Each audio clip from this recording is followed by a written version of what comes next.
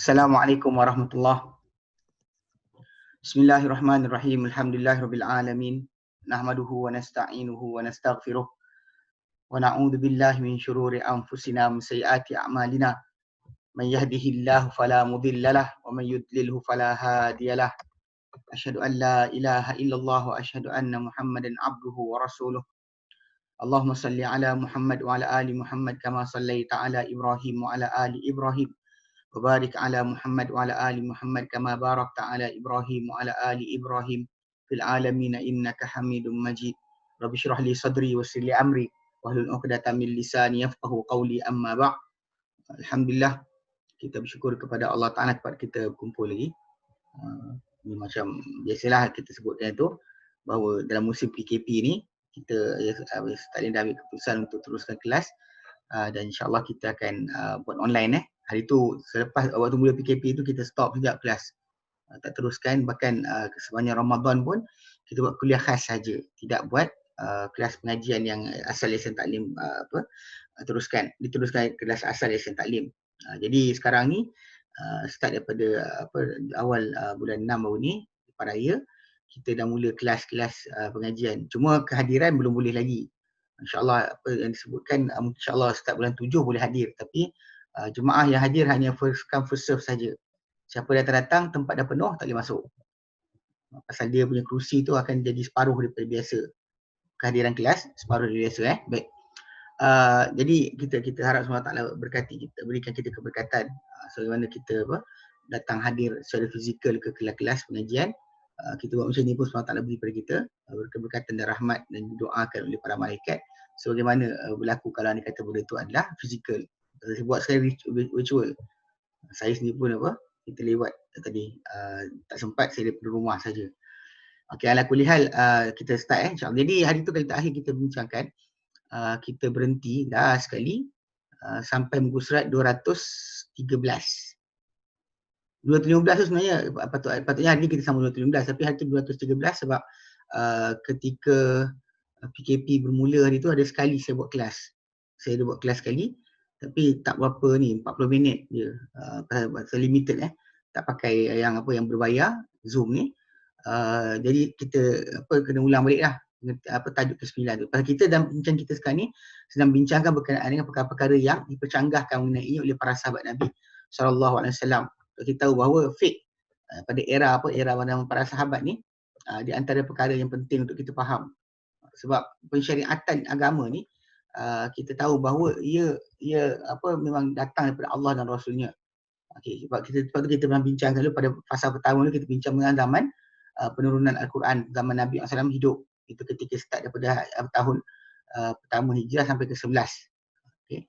Kemudian bila lepas Nabi wafat, 11 sampai 40. Itu berkaitan dengan start daripada Khalifah Abu Bakar Siddiq radhiyallahu anhu sampailah kepada Khalifah Ali bin Abi Thalib ataupun Hasan bin Ali bin Abi Thalib 30 tahun.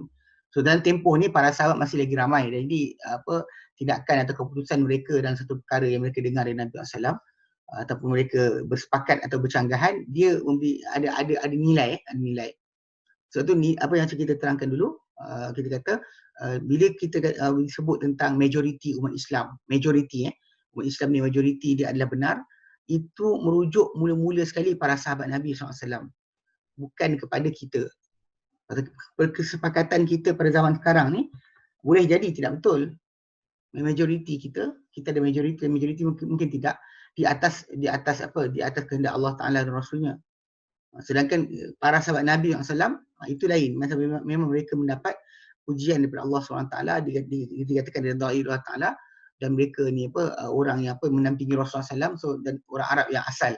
So diorang lebih tahu tentang agama berbanding orang lain. So bila mereka bersepakat atas satu pengertian, atau kita ijma' para sahabat, kita bincangkan Alhamdulillah pada dah habiskan itu lama dah. Kemudian kita masuk itu kepada perkara terpenting yang percanggahan para sahabat mengenainya. So kita bincang itu, kita start kita ambil daripada muka surat yang ke 200. Kita kata perbincangan mereka adalah pertama mengenai ghanimah, itu harta rampasan perang. Itu bila mana tanah yang ditakluk oleh mereka nak kena bahagi sama rata ke, ataupun jadikan macam zaman Umar ditukar kepada kharaj, tukar kepada cukai. Jadi mereka ada percanggahan kat situ. Sebab majoriti para sahabat tuntut supaya dibahagikan kepada mereka. Tapi Umar dia lihat benda ni dari segi maslahah, boleh untuk tidak dibahagikan. Jadi memang Umar tak bahagikanlah tanah-tanah yang ditakluk, bahkan dibiarkan. Bahkan zaman Umar ada berlaku kharaj. Itu ada khilaf kat situ. Majoriti para sahabat lain nakkan kepada pembahagian. Okey. Kemudian kita bincangkan berkenaan dengan kedua batasan had bagi arak. Bila orang minum arak batasan had dia berapa kali patut disebat. Jadi kita bincangkan dulu dalam zaman Nabi SAW tak ditetapkan dengan satu jumlah khas. Dan para sahabat Nabi lepas tu bercanggahan pendapat. Ada letakkan dia kepada separuh daripada hudud yang paling rendah itu 80 dia ambil separuh itu 40. Lepas tu zaman Umar dia dinaikkan kepada 80 bila pendapat daripada sebahagian para sahabat melihat orang mula minum arak sebagainya, itulah penaklukan kepada negeri-negeri yang bukan Islam dan sebagainya, benda tu membawa kepada masuknya elemen-elemen tadi. Jadi Umar bin Khattab laksanakan sebat 80 rotan. So khilaf mereka tu masalah boleh tak naikkan jumlah tersebut, tu ada kita bincangkan. Kemudian kita ambil yang ketiga, itu berkenaan dengan riba fadl. Riba fadl ni riba yang berlaku bila pertukaran barang dengan barang. Kalau riba yang kita kata hutang tu, itu riba nasiah. Berdua bentuk je riba kita kata ada wujud. Satu riba al-fadl, itu maksudnya kalau kita tukar emas dengan emas, tukar perak dengan perak, tukar beras dengan tukar gandum dengan gandum, tamar dengan tamar, dia tak boleh ada perlebihan walaupun jumlah jenis berlainan dan sebagainya. Yang diajar oleh Nabi SAW kalau berlaku macam tu, dijual barang tersebut kepada jumlah yang lain. Kita macam tamar dengan tamar, jual tamar yang kita ada tu kepada dirham, kemudian ambil dirham tu beli tamar yang baru. Kalau kita nak sangat tamar baru, didapatkan dengannya tamar yang lama. Guna tamar yang lama untuk beli tamar yang baru. Tamar kurang baik dengan tamar yang baik. So dia tetap ada nilai. Jadi sebab tu kita kata riba fadl ni dipercanggahkan sebab ada pendapat di kalangan para sahabat Nabi SAW yang melihat bahawa riba fadl ni tadi kalau tunai tidak mengapa. Cuma kita kata benda ni ialah majoriti para sahabat Nabi SAW melihat bahawa memang dia termasuk di antara larangan lah. Okey. Lepas daripada tu kita lihat tabi'in ijma'. Lepas tu bahawa riba fadl ni adalah juga haram. Cuma kes dia yang ialah para sahabat Nabi SAW yang masuk Islam lewat, contoh macam Muawiyah ataupun yang sempat bersama Nabi lewat seperti Ibn Abbas yang dia budak lagi disebut. Jadi ada disebut tu lah, bahkan Usama bin Zaid pun ada dikatakan mengatakan sedemikian. Jadi bila ada pendapat macam tu, jadi dekat sini kita terkhilaf. Tapi benda ni dah diputuskan bahawa khilaf 3-4 orang sahabat Nabi tu tidak dapat untuk membatalkan yang majoriti tadi. Okey, baik. Kemudian yang keempat kita ambil tentang talak 3. Talak 3 jatuh 3. Kalau untuk talak 3 jatuh 3. Ini kita kata pada zaman Nabi, zaman Abu Bakar dan awal zaman Umar, 3 jatuh 3. Tapi lepas tu bila zaman Umar melihat bahawa ada perbuatan orang ramai ni tak hirau, tak indahkan dengan gunakan talak sebagai takutkan bini, maka Umar bin Khattab anhu telah jalankan. Mana kalau dia kata 3 jatuh 3. So tu berlaku Jadi ada percanggahan para sahabat kat situ berkenaan dengan masalah pelaksanaan 3 jatuh 3 3 jatuh 3 dengan 3 sekaligus. Okey. Dia pertama yang cerai ke tidak. Yang pertama adakah masalah adakah dia dah berhubungan atau tidak. Kalau dia cara 3 okey. Pergi dengan lafaz sekaligus jatuh 3, tak kira. Yang kedua, sekiranya talak lelaki talak isteri dia 3 dengan lafaz sekaligus jatuh 1 saja. Tak kira dia hubungan tidak. Kemudian ada pendapat ketiga, lelaki itu menceraikan isteri dia dengan 3 dengan lafaz sekali, ia jatuh kalau yang dimasuki yang dibuat hubungan lah, wanita tu dia hubungan. Pada yang tak ada hubungan lagi jatuh 1 saja. Yang keempat kata tak jatuh talak secara mutlak kerana jatuh talak di atas bentuk itu adalah bid'ah. Allah. Tapi kita kata pada majoriti pada macam empat mazhab, Maliki, Syafi'i, Hambali, Hanafi, semua sekali berpegang dengan 3 jatuh 3 dengan apa yang Umar buat. Yang kelima berkenaan tarawih, berkenaan jumlah ataupun pelaksanaan tarawih itu secara kumpulan di dalam masjid, yang kita kata zaman Nabi dahulu Nabi tak pernah paksa orang ramai untuk laksanakan dalam keadaan berjemaah di masjid. Siapa datang, siapa tak datang tak ada masalah. Cuma jumlah tersebut Umar bin Khattab bila dia laksanakan untuk Ubay bin Ka'ab solat dengan orang ramai, berlaku jumlah tu dibanyakkan. Sebab tu kita nak terangkan itu dalam masalah kes jumlah solat tarawih atau solat qiyam Ramadan. Kalau sekiranya orang tu baca Quran, baca ayat panjang-panjang, maka dia sikitkan jumlah rakaat. Jumlah rakaat tu dia ambil at least 11 gitu kan, 13. Dia ambil, kalau dia baca panjang, dia buat jumlah yang sikit. Dan kalau dia baca pendek-pendek, maka dia banyakkan rakaat. Sebenarnya apa yang dibuat yang diriwayatkan berkenaan perbuatan Ubay tu, solat yang sampai sekarang dibuat di tanah haram pun dibuat 23 rakaat sebagainya itu, sebab kerana pemudahan bagi jemaah yang datang supaya ringan untuk mereka berdiri. Kalau dibuat 11 rakaat atau 8 rakaat untuk tamatkan satu juzuk, orang tu kena berdiri dua helai setengah. Dua muka setengah dia kena berdiri tiap kali satu rakaat tu untuk cukupkan dapat kepada 20 muka. Jadi benda tersebut kalau kita perhatikan berat bagi orang awam, orang yang tak biasa solat qiyam lama-lama, dia akan sakit kaki. Jadi Umar bin Khattab berikan solution dengan jumlah tersebut. Jadi kat sinilah kita kata apa yang kita bincang itu. Kemudian yang keenam kita ambil adalah talak, ketika perbezaan lelaki perempuan, lelaki suami isteri itu dari segi kebebasan ataupun perhambaan. Manakala sekiranya seorang lelaki atau seorang wanita dia kata dia kalau sekiranya dia dua-dua merdeka, suami isteri merdeka, tajuk berkenaan dengan iddah ataupun jatuh talak atau beberapa kali sebagainya, ikutkan kepada apa yang datang dalam Quran Sunnah, jelas. Mana diceraikan isteri dia 3 kali, boleh cerai isteri 3 kali, dan iddah dia adalah 3 kali haid atau 3 bulan. Tapi sedangkan pada hamba lain, hamba ni dia biasa dapat separuh daripada hak yang merdeka. Hatta kalau dia kata dia buat salah macam berzina sekalipun, hamba ni sebab 50 rotan saja berbanding yang merdeka. So dia akan ada setengah daripada yang merdeka. Jadi kat sini perbahasan dia adalah kalau sekiranya yang merdeka tu isteri, yang suami itu hamba. Jadi soalan berapa kali talak? Kalau kita kata suami isteri yang orang merdeka, cerai itu 3 kali cerai barulah jadi haram untuk bernikah semula, kecuali perempuan tu nikah lain. Tapi kalau pada kes hamba, dia letakkan 2. Dan dia anggap talak tu untuk talak tu milik suami pada suami, maka jatuh 2 kali je. Mana 2 kali talak, lepas tu dah tak ni dah. Lepas tu ada pula yang katakan kalau itu hak isteri, maka dia jadikan apa? Dia jadikan hak isteri maka jadi 3. So jadi basically mereka bezakan di antara merdeka ke ataupun hambanya si suami atau si suami tersebut. Kalau kepada hamba tak ada masalah, pasal hamba memang tak ada hukum tersebut. Ni kalau suami dia hamba, isteri dia orang merdeka. Ni kisah yang disebut kan. Jadi mereka ada percanggahan kat situ. Yang ketujuh, percanggahan mereka berlaku berkenaan dengan iddah wanita yang hamil, yang mati terhadap ni suami dia. Iddah wanita hamil yang mati suami.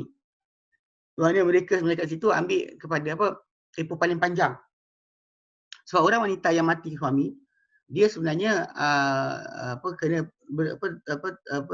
tertangguh selama 4 bulan 10 hari berdasar kepada surah Al-Baqarah ayat yang ke-234. Okey. Sementara wanita yang mengandung pula berdasar kepada ayat surah At-Talaq yang ke-4, dia kena tunggu beranak je, habislah iddah dia. So sekarang ni bila wanita yang tengah mengandung, kalau sekiranya dia tengah pada kematian suami tu, pada pertengahan dia punya mengandung ataupun awal dia mengandung. So dia tunggu sampai 9 bulan dia lahirkan anak, barulah dia boleh berkahwin. Sebab selagi dia mengandung, selagi dia dalam iddah. Kalau dia kata duduk ke awal, contoh macam dia mati suami bulan Januari. Dia mengandung bulan 12 ataupun awal sebelum itulah dia dah mengandung. Jadi suami dia meninggal, so dia kena tunggu 9 bulan sampai anak tu lahir barulah dia boleh ni. Okay, tak apalah kalau dia mengandung tu. Tapi kalau sekiranya kematian suami dia berlaku, contohnya hujung dia mengandung, contoh macam bulan ke-9, dia suami dia meninggal, dia mengandung dah. Lagi beberapa hari nak beranak, suami dia meninggal. So dia punya iddah macam mana? So kat situ ada khilaf mengenai masalah peletakan. Majoriti para sahabat Nabi SAW meletakkan bahawa dia beranak je terus boleh kahwin. Walaupun mana suami dia mati hari ni, besok dia lahirkan anak, lusa dia boleh kahwin. Ataupun pagi suami dia mati, malam dia lahirkan anak, besok pagi dia boleh kahwin. Sebab berdasar kepada asas mereka ambil letakkan tempoh yang paling panjang itulah yang menguasai keadaan iddah wanita tersebut. Sebab 9 bulan itu mengandung sampai lahir dengan 4 bulan. So jadi tempoh yang ni akan menutup. So dia duduk kat ujung pun sama je. Dia akan padamkan terus. Jadi wanita tersebut lepas daripada melahirkan anak, dia terus halal untuk berkahwin lagi. Itu yang kita kata ada percanggahan di kalangan para sahabat. Kemudian waktu terjatuhnya talak dalam ilak.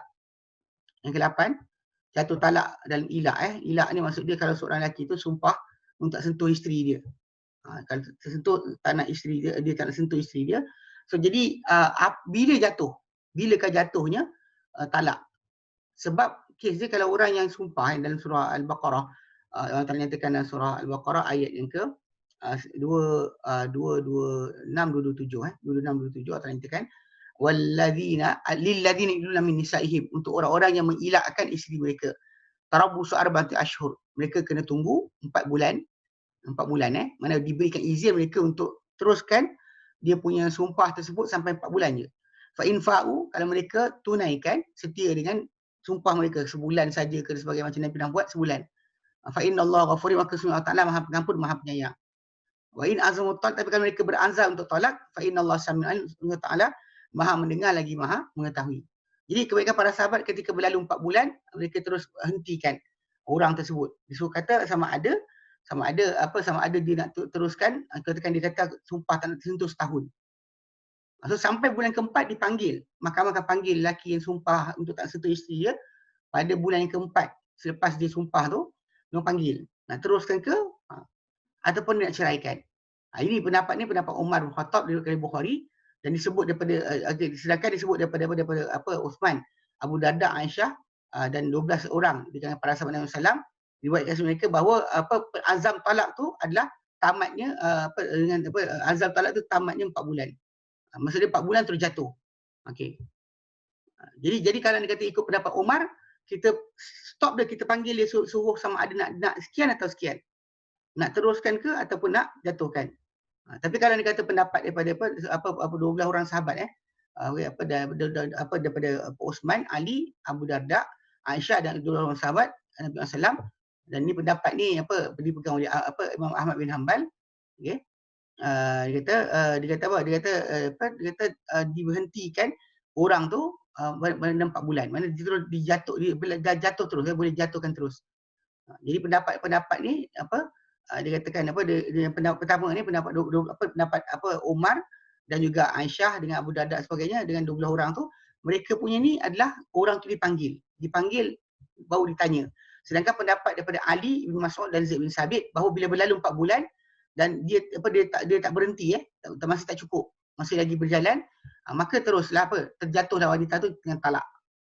Talak terjatuh macam mana? Macam kalau ikut pada pendapat Ali bin Mas'ud dan Zaid bin Sabit, dia jatuh dengan automatic tempoh habis. Adapun sedangkan pada pendapat Umar dan lain yang kita sebut dengan Aisyah dan Abu Darda dan lain sebagainya tadi, mereka kata dipanggil suami tu, disuruh mereka ditanya pada lelaki tu sama ada nak teruskan dia punya sumpah tersebut ataupun dihentikan. Dia beri option macam tu. Sama ada terus atau henti. Dipanggil. Sedangkan satu pihak lagi jatuh, automatik jatuh automatik akan jatuh. Okey. Talak tu akan jatuh sebaik saja dia sampai bulan keempat. 4 bulan terus jatuh. Okey. Itu yang ke-8. Okey. Yang ke-9 kita sambung Yang ke-9, nafkah dan juga tempat tinggal bagi wanita yang telah cerai putus. Okey. Dia cerai cerai dia ada dua bentuk. Satu cerai raj'i atau cerai yang putus. Cerai raj'i ini cerai di mana suami isteri tersebut masih boleh merujuk.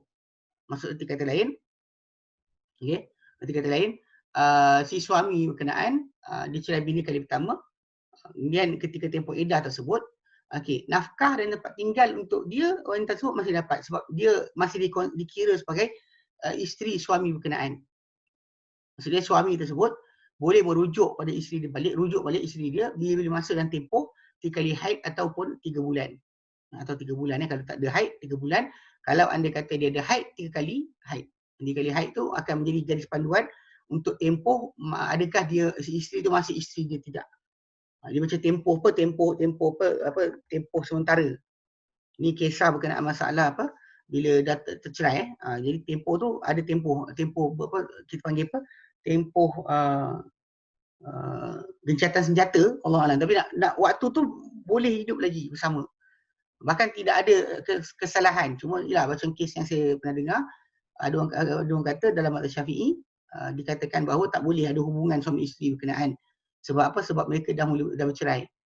Itu salah. Sebenarnya dan tempoh iddah tu diorang masih suami isteri lagi dan segala hubungan suami isteri tu masih lagi berjalan. Cuma pasal tempoh, sebab tu ada jadi kes tu. Artis Malaysia, Nyawa Abdillah kot tak salah saya. Jadi kes bekas isteri dia bawa kes ke mahkamah sebab dan tempoh mereka iddah wanita tersebut diceraikan, diorang pernah buat hubungan seksual. Tapi bila mahkamah tanya kepada Nyawa Abdillah, adakah dia iktibar rujuk, perbuatan dia buat hubungan tu rujuk ke tidak. So jadi bila dia kata itu, dia kata tidak, maka tak ada apa-apa lah. Tak berjalanlah rujuk. So dikira putus lah. Okay, jadi wanita yang dalam keadaan masih boleh rujuk ni, talak pertama, talak kedua, dia punya tempat tinggal, okay, nafkah hidup, makan minum dia ditanggung oleh suami tersebut. Bahkan sebenarnya tak boleh keluar dari rumah yang sama. Unless kalau suami tersebut mencederakan dia, ataupun suami itu halau dia sebagainya, barulah mereka tak boleh tinggal bersama. Dan suami tu pula macam tu juga. Dia sepatut tinggal rumah yang sama, bukan tinggal rumah berlainan. Dia tinggal sini sampai iddah, duduk hotel lah, itu bukan. Itu bukan sunnah yang diajarkan. Sunnah yang diajarkan adalah mereka mesti tinggal di rumah yang sama sampai habis iddah. Sebab tu di dalam ayat surah Surah At-Talaq, Surah At-Talaq, bila Allah Taala kata tentang tajuk yang keluarkan mereka, keluarkan wanita yang diceraikan tu dari rumah tempat tinggal mereka, ujung ayat tersebut Allah Taala kata la tadri la Allah yurithu ba'da dzalika amra. Engkau tak tahu, barangkali Allah Taala akan mengadakan sesudah daripada tempoh tersebut sesuatu. Mungkin boleh patah balik. Bahkan memang itu yang terbaik. Terbaik adalah suami dan isteri tersebut berdamai dan juga hidup semula sebagai suami isteri. Itu lebih elok dan lebih bagus. Kecuali macam tu adalah kita kata tak boleh berlaku dah, ada tajuk lain. Cuma tempoh iddah tu masih duduk bersama. So kat situ ada consideration lah, terfikir balik ke, menyesal ke dan sebagainya. Tapi masyarakat Melayu kita di Malaysia ni, dia akan bila berlaku saja perceraian, bapa terus ambil anak bawa balik. Ini salah. Ya, saya ulang balik, unless ada pencederaan ataupun pemudaratan berlaku daripada si suami kepada isteri tersebut yang diceraikan tu, kalau ada berlaku pemudaratan dan dia boleh ambil perintah mahkamah untuk tidak tinggal bersama dengan lelaki berkenaan dan tempoh iddah dia. Dan tempoh iddah tadi kita kata disuruh ditunggulah.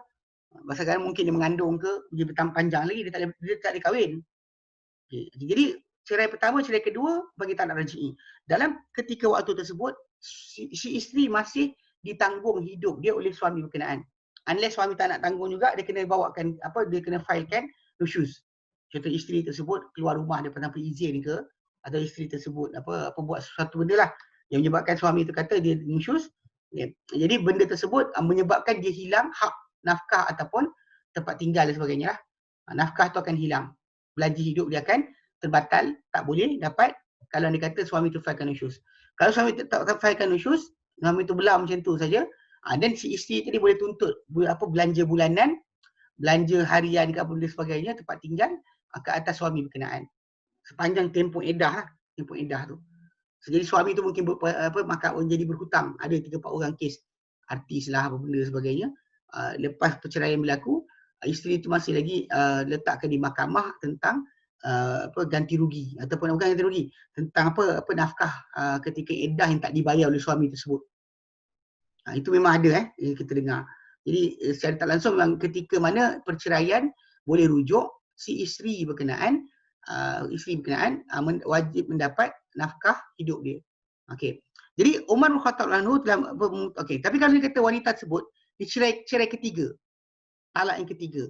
Talak ketiga ni dipanggil mabtutah lah. Wanita yang diceraikan sedemikian, dia dianggap sebagai wanita yang telah putus, tak ada hubungan suami dia. Okey, dia maksud dia bahkan dia tak boleh kahwin balik. Kalau cerai ketiga ni, tak boleh kahwin balik kecuali perempuan tu berkahwin dengan suami yang baru. Dia bercerai dengan suami baru, kemudian barulah boleh suami lama kahwin balik dengan dia. Ini pasal benda ni dalam tajuk ni untuk menghalang berkenaan dengan tajuk orang manusia ni tidak berkira-kira berkenaan tajuk cerai ataupun suka hati cerai kahwin kan. So dihentikan sikap mereka ni dengan cara kalau dia ceraikan isteri kali ketiga dan isteri tersebut tak boleh dirujuk lagi. Jadi wanita macam ni dipanggil mabtutah. So wanita yang mabtutah ni bukan lagi suami tu punya isteri. Cuma dia tetap kena observe tempoh iddah, tetap dia kena jaga. Dia tak boleh batalkan iddah dia ataupun ini kali ketiga bukan isteri suami tersebut. Dia bukan isteri orang tu tapi tetap dia kena bertahan, tak boleh kahwin sampailah dia selesai iddah dia. Dia tak boleh kata kalau cerai pertama, cerai kedua, dia kata saya masih suami, masih lagi ada hubungan. Ketika dia tak ada hubungan, kahwin baru tak boleh. Dia kena tunggu sampai 3 kali haid barulah dia boleh boleh kahwin baru boleh. Kahwin balik semula si isteri berkenaan. Jadi secara tak langsung kalau kita perhatikan di situ, perhatikan berkenaan dengan tajuk mabtutah ni, wanita tu bukan lagi mereka bukan lagi ada hubungan langsung, tak boleh merujuk dah. Dan bahkan ada peraturan wanita tu kena kahwin lain. So wanita macam ni dia tak dapat dah sebarang nafkah ataupun tempat tinggal daripada suami tersebut. Bahkan dia terus balik ke keluarga dia lah, pada keluarga dia. Dia tidak ataupun ke tempat lain, dia tak tinggal dengan suami tersebut sebab tidak ada hubungan langsung dah. Berbeza ketika talak yang pertama, talak kedua. Talak pertama, talak kedua masih boleh rujuk, maka dia kena tinggal dengan suami tersebut. Sebab tu suami dia pada hak untuk merujuk dia bila-bila masa dalam masalah dan tempoh iddah tersebut. Adapun kalau sekiranya talak ketiga, dia tak boleh. Baik. Jadi Umar bin Khattab telah berfatwa bahawa wanita yang telah cerai putus mabtutah ni cerai putus, untuk dia ada nafkah dan untuk dia ada tempat tinggal. Dan apabila sampai kepada dia hadis Fatimah binti Qais bahawa Rasulullah SAW telah menjadikan tidak menjadikan untuk dia nafkah, tidak juga tempat tinggal setelah talak ketiga. Berkata Umar, kami takkan tinggalkan kitab Tuhan kami kerana kata-kata seorang wanita, barangkali dia ingat atau dia lupa. Mungkin dia ingat, mungkin dia lupa. Okey. Yang dimaksudkan oleh Umar bin Khattab tu adalah ayat pertama surah Talak yang Allah nyatakan ya ayuhan nabi, wahai nabi, idza talaqtum nisa dan fatalliquhunna li iddatina wa sun iddah. Jadi wahai nabi wahai nabi, bila kalian semua mencerai seorang wanita kan, ceraikanlah mereka ikut iddah mereka iddah yang sepatutnya bagi mereka dan hitungkanlah iddah tersebut. Jaga observe iddah tu. Okey, kemudian Allah Taala kata lepas tu la tukhrijuhunna, yang kamu keluarkan mereka itu isi-isi kamu min buyutihinna daripada rumah-rumah mereka. Illa itina fahishatin mubayyinah, kecuali ia akan mendatangkan dengan perkara keji yang nyata. So, jadi dalam ayat ni dia tak ada bezakan wanita yang diceraikan tu adalah talak ketiga ke pertama ke kedua. Tak ada cerai, tak ada beza. Jadi Umar bila keluarkan fatwa kata wanita tersebut yang dicerai kali ketiga pun masih lagi ada, kata Umar. Jadi dia tak nak terima kata-kata Fatimah binti Qais yang kata bahawa dia kena cerai kali ketiga dan Nabi tak jadikan untuk dia tempat tinggal, tidak juga nafkah. Tak ada. Nafkah tempat tinggal tidak ada. Jadi tapi Umar kata kami tak tinggal kitab tu, maksud dia adalah surah Talak tu. Okey. Sedangkan beri fatwa selain Umar bahawa tiada nafkah untuk wanita yang cerai kali ketiga, tidak ada tempat tinggal. Berhujah dengan hadis Fatimah binti Qais.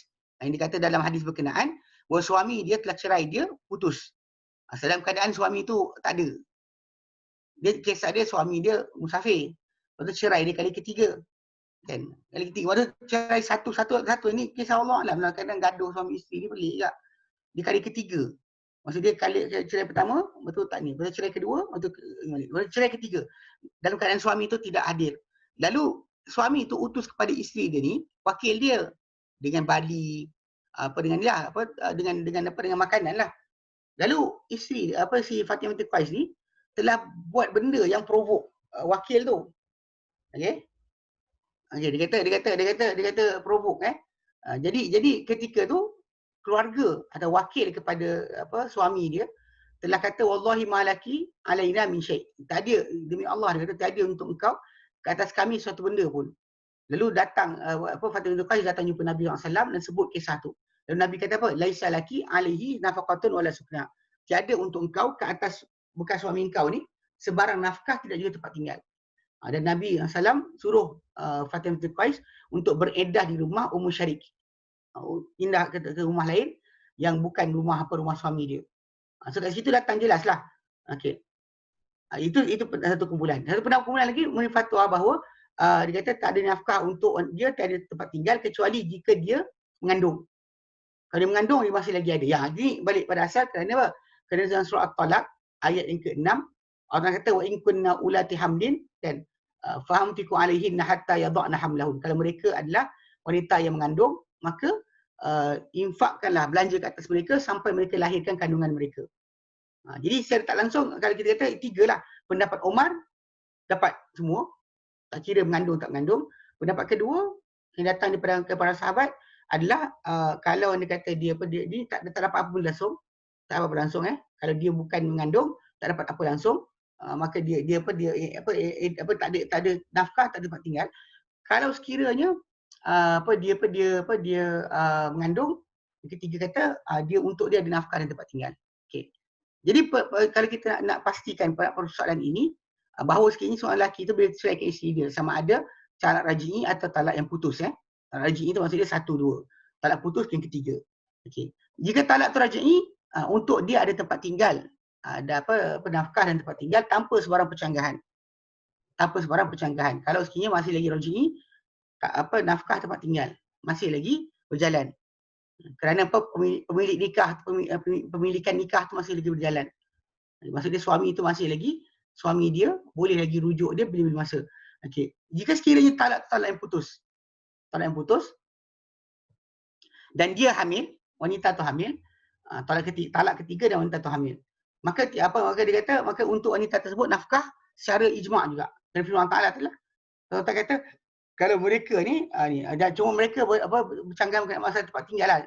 Nafkah hidup dia kena bagi.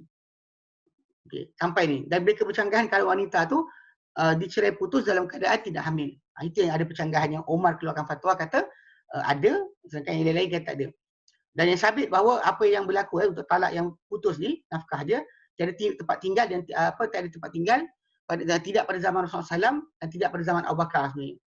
Kerana hadis Fatimah binti Qais itu memang jelas diriwayatkan oleh Muslim, Malik dan dalam Muwatta, Abu Dawud, Tirmidzi, Nasa'i dari Fatimah binti Qais radhiyallahu anha bahawa Abu Amr bin Hafs telah ceraikan dia. Cerai putus dalam keadaan dia tiada, lalu dia telah utuskan kepada dia wakilnya dengan bali. Lalu Fatimah binti Qais ni buat benda provok wakil tersebut, lalu wakil tu kata demi Allah tiada untuk engkau ke atas kami sesuatu benda pun. Lalu datang Rasulullah SAW, Fatimah binti Qais dan disebut apa yang berlaku. Lalu dikata kepada dia tiada untuk engkau ke atas kami sebarang. Nabi pun jawab tiada untuk engkau ke atasnya sebarang nafkah. Riwayat satu lagi tiada untuk engkau tiada nafkah untuk engkau dan tiada tempat tinggal. Dan satu riwayat yang lain Fatimah binti Qais kata aku pun hujah tentang suami atau aku adukan suami aku kepada Rasulullah SAW mengenai tempat tinggal dan nafkah. Lalu dia kata Fatimah binti Qais kata maka Nabi tak jadikan untuk aku tempat tinggal tidak juga nafkah.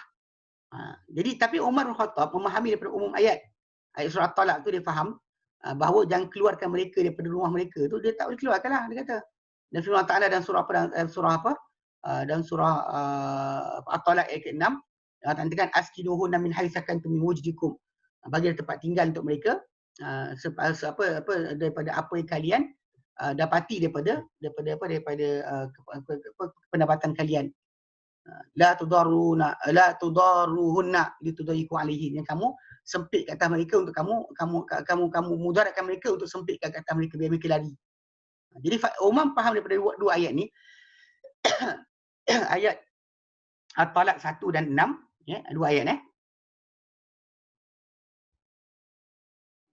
dalam tempoh iddah raj'i, talak raj'i, kalau si suami nak rujuk tapi isteri tak mahu kembali, apa patut suami buat? Dia dalam tajuk ni suami tersebut dia pemilik bagi perkara berkenaan. Dia tak boleh si isteri tu tak boleh kata tak nak. Ni problem sebenar, unless macam balik pada asal, unless sekiranya isteri itu ada aduan kepada mahkamah untuk tak nak kembali dengan suami tersebut dengan sebab apa. Kalau dia tak ada sebab, dia tak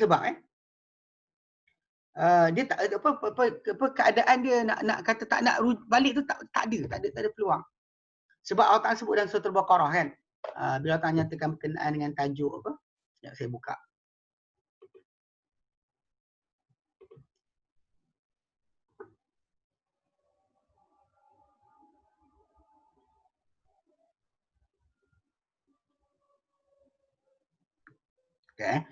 Okay, saya share. Ni dia. Share kita punya screen. Okay, dalam saya ni tolong ni kepada host, tolong buka untuk saya share screen. Orang lain tak boleh, saya boleh. Saya boleh share screen. Nak tunjukkan ayat Quran. Okay, surah Al-Baqarah berkenaan dengan tajuk cerai, tajuk masalah hak merujuk ni. Okay, banyak dalam kes ni ada sesengah okay. Al-Baqarah ayat yang ke 233 je.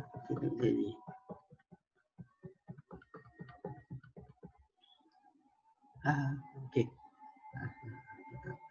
Okey. 234 okey. Dia sekejap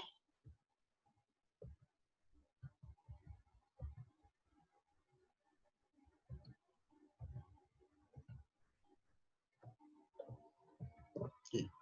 2, 3. Dia kecil sikit. Dia punya ni pun besar sangat. Okey. Ayat tu datang dalam Suratul Baqarah.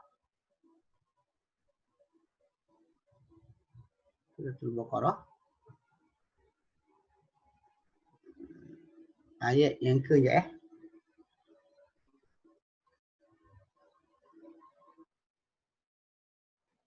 Okey. Ayat ni. Ayat yang ke 229 ni.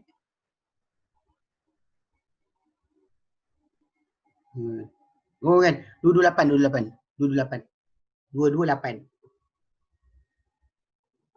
Memang jelas 228 ni masih lagi berkaitan tajuk masalah masih rujuk lah. Okay, ayat 228 Allah Ta'ala katakan 228 Allah Ta'ala katakan a'udzubillahi minasyaitonirrajim. Wal mutallaqat, dan wanita yang diceraikan itu yatarabbasna bi anfusihinna, mereka menanti dengan diri mereka tak boleh kahwin, tak boleh ada perkahwinan lain salah satu quru, 3 quru. Quru tu khilaf para ulama berkenaan dengan quru tu haid ke quru tu suci. Okey. Wala yahillu lahu an yaqtum ma khalaqallahu fi arhamihin. Dan tidak halal untuk mereka menyembunyikan apa yang telah ciptakan dalam rahim-rahim mereka. So Allah Ta'ala suruh tangguhkan sebab nak pastikan dia tidak wanita tersebut tidak mengandung. Tapi kalau dan cara tersebut dan tak halal untuk mereka. Allah kata kalau mereka cuba untuk lari suami tersebut dan sebagainya, mereka tak boleh, suami isteri tadi tak ada hak ataupun haram ke atas dia untuk sembunyikan kandungan dia. Sebab kalau dia sembunyi kandungan dia, mungkin dia boleh lari suami tersebut dan lepaskan hidup dia daripada suami berkenaan. Tapi bila dia mengandung, dia masih lagi isteri orang berkenaan, dia tak boleh kahwin lagi. Okey. In kunna yu'minna billahi wal yawmil akhir, jika mereka beriman dengan Allah juga hari akhirat. Dan Allah Ta'ala kata apa? Wa bu'ulatuhunna dan dan suami mereka bu'ulatuhunna ahaqqu biraddihinna, lebih berhak untuk mengembalikan mereka fi zalika dalam keadaan itu. Mana dalam keadaan ketika iddah tu, in aradu islaha, jika mereka inginkan untuk perdamaian. Sampai itu Jadi memang kita kata hak rujuk ni memang hak suami tersebut. Okey. Okey, kalau si isteri tak nak kembali tu tajuk lain tu kita sebut tadi. Kalau isteri tersebut dia ada hujah di mahkamah bahawa suami tu tadi ada masalah, ataupun contoh macam apa kita lah, suami tu cederakan dia ke, atau suami tu buat benda bukan dan sebagainya, maka dia berhak untuk cari lepaskan diri dari suami tu kenaan. Okey. Okey, tajuk dia. Kalau kata suami tu tengah dirawat, tajuk lain juga. Kalau suami tu musafir, tetap tak boleh keluar rumah tersebut. Okey. Kalau isteri tak nak kembali sebab suami tu ada masalah kemurungan dan anxiety, depression dan telah kehilangan mata pencarian, tapi suami sedang menerima rawatan di hospital dan beransur pulih. Ya, balik pada asal itu hak tadi kita kata hak untuk merujuk tadi, macam kes kalau isteri tu ada suami tu ada masalah jiwa. So isteri tu boleh fight-kan fasakh, jangan minta cerai. Ni payah juga ni ajar orang bercerai ni, tapi filing untuk kalau sekiranya bila orang tu dia nak minta cerai dari suami, dia wanita nak minta cerai. Dia bukan minta cerai. Kalau minta cerai, dia nak suami tu lafazkan. Ini problem dia. Bila minta lafazkan, suami itu mesti dengan redha suami tu. Dia tak boleh disuruh suami tu ceraikan bini dia dalam keadaan paksa. Maka tak boleh paksa untuk dia lafazkan cerai. Sebab tu si isteri kalau nak minta pisah dari suami, dalam keadaan suami tu sakit dan sebagainya, dia boleh minta pisah dengan dipanggil fasakh. Dia minta mahkamah annul dia punya ikatan perkahwinan.